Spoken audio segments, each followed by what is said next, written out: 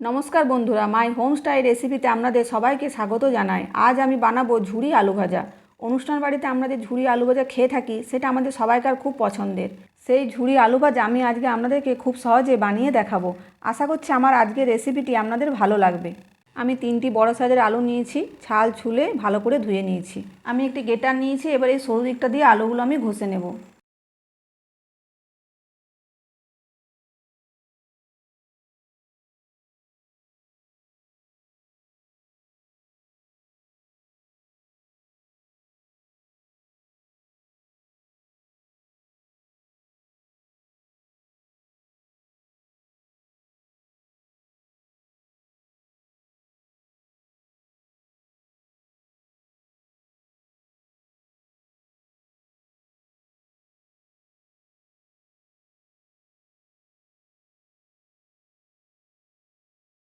সব আলুগুলোকে আমি ঘষে নিয়েছি। এবার 5 থেকে 6 বার এটাকে আমি ভালো করে ধুয়ে নেব। আলুটা ভালো করে ধুয়ে নেবার পর আমি 5 মিনিট ফ্রিজে ঠান্ডা জলে আলুটাকে ভিজিয়ে রেখেছিলাম। এরপর আমি জল থেকে ভালো করে চেপে চেপে তুলে নেব।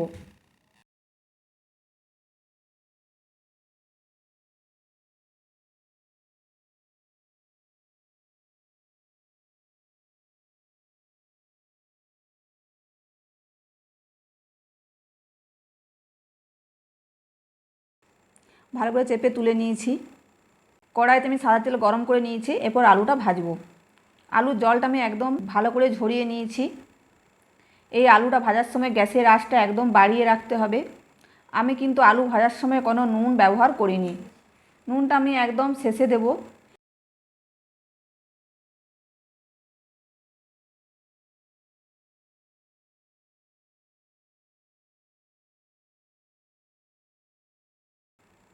আলুটা লালচে হয়ে গেলে আমি আলুটা তুলে নেব।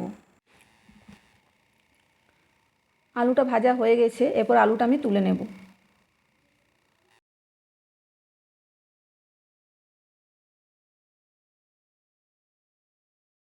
সব আলুটা আমি একইভাবে ভেজে নেব।